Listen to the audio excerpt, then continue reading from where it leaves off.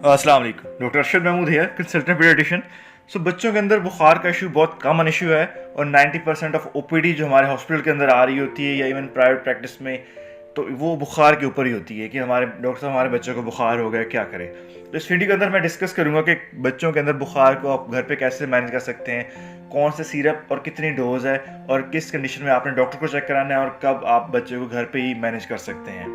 तो बुखार सबसे पहले तो इंपॉर्टेंट है कि डेफिनेशन आनी चाहिए। बुखार की डेफिनेशन ये है कि अगर आपने टेम्परेचर बच्चे का बगल में चेक किया है तो वो 99 या इससे ऊपर हो, 99 डिग्री फ़ारेनहाइट या इससे ऊपर हो। और अगर बच्चे के थर्मोमीटर आपने मुंह में रख के बुखार चेक किया है तो ये 100 या इससे ऊपर हो, तो बच्चे को हम कहेंगे कि बुखार हो गया है। अब अगर बच्चे को बुखार हुआ है तो उसको आप घर पे जो है ये मेडिसिन बुखार की जो मैं आगे बताऊंगा वो आप दे सकते हैं। लेकिन इंपॉर्टेंट ये है कि अगर तो बच्चे का बुखार 3 दिन से लंबा हो जाए या फिर बुखार के साथ बच्चा बिल्कुल निढाल सुस्त हो जाए, खेल कूद ना कर रहा हो, नॉर्मल एक्टिविटीज़ ना कर रहा हो, इवन जब बुखार बच्चे का उतर भी जाए, क्योंकि बुखार के दौरान तो बच्चे को चाहे वायरल इन्फेक्शन हो जो भी हो बच्चा निढाल हो जाएगा।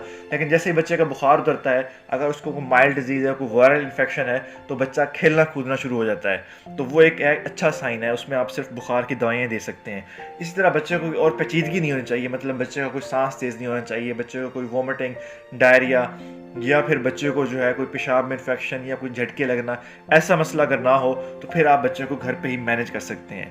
अब बच्चों में बुखार होता क्यों है, इसकी वजह तो बहुत सी वजूहत हैं, लेकिन सबसे कॉमन जो वजह है वो वायरल इन्फेक्शंस हैं।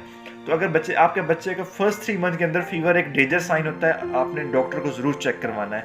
3 मंथ्स के बाद जो बच्चे हैं, अगर उसके अंदर जो मैंने चीज़ें बताई हैं आपको कि बुखार 3 दिन से लंबा ना हो, बुखार उतरने के बाद बच्चा खेलना कूदना शुरू कर दे और बुखार के साथ बच्चे को कोई पेचीदगी नहीं हो रही, मतलब बच्चे को कोई फिट्स नहीं हो रहे, वॉमिटिंग नहीं है, सांस की रफ्तार ठीक है, कोई पेशाब में इन्फेक्शन के अलामात नहीं है, तो आप घर पे इन दवाइयात के साथ बच्चे को मैनेज कर सकते हैं।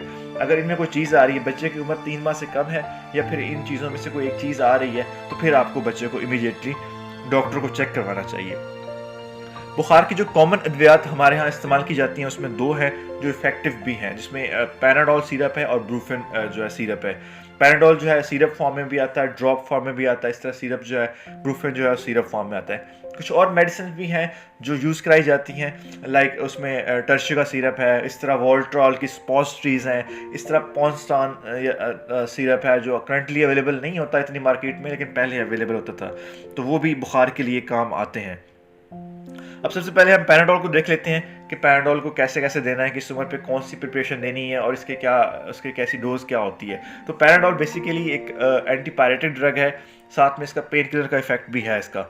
ये 3 प्रिपरेशन में आता है, इसमें एक ड्रॉप्स होते हैं, उसके बाद एक पैराडोल सिरप होता है, उसके बाद एक सिरप होता है जिसको हम कॉलपोल 6+ कहते हैं, जो कि 6 साल और उससे बड़े बच्चों को दिया जाता है क्योंकि उसके अंदर दवाई की मिकदार जो है वो ज़्यादा होती है।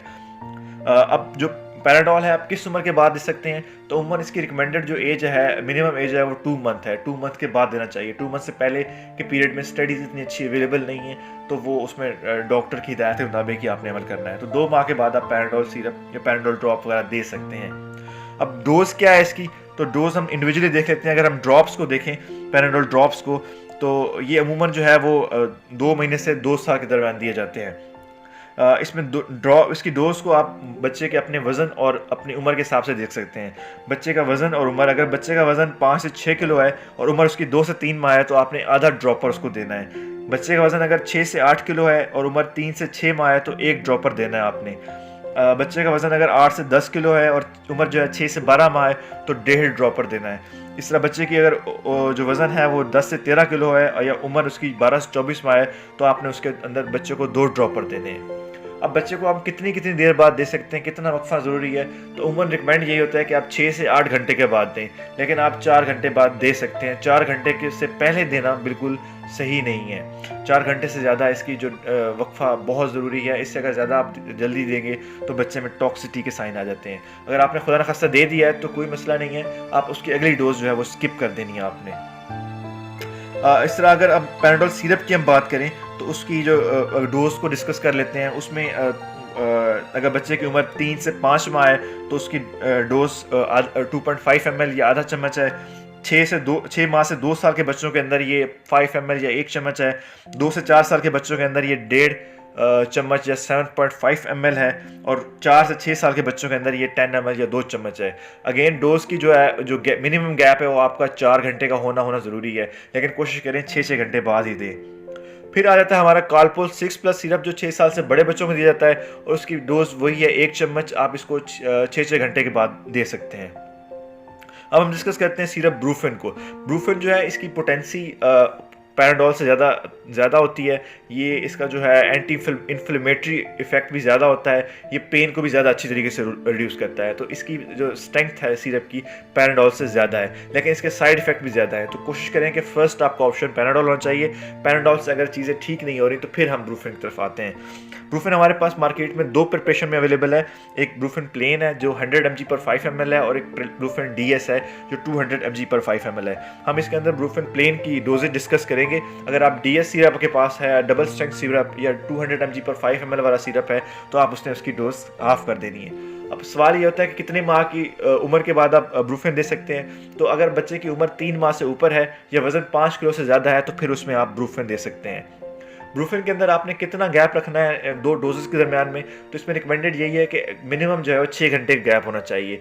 यूजुअली हम 8 घंटे की एडवाइस करते हैं, लेकिन अगर बच्चे का बुखार नहीं टूट रहा तो आप 6 घंटे बाद भी दे सकते हैं। अब इसकी डोज क्या है, तो अगर बच्चे की उम्र 1 साल से कम है तो इसका आधा चम्मच देना है आपने। 2 से 3 साल के दौरान आपने 1 चम्मच देना है। 4 से 5 साल के दरमियान में आपने इसका जो है 1.5 चम्मच या 7.5 ml देना है। 6 से 8 साल के दौरान आपने इसको 10 ml या 2 चम्मच देने हैं, और 8 से 10 साल के दौरान आपने इसके 12.5 ml या 2.5 चम्मच देने हैं। तो इसकी डोज है, ये डोज है इसकी 100 mg/5 ml या प्लेन सिरप की। अगर आपके पास डबल स्ट्रेंथ या 200 mg/5 ml सिरप है तो आपने इसकी डोज हाफ कर देनी है।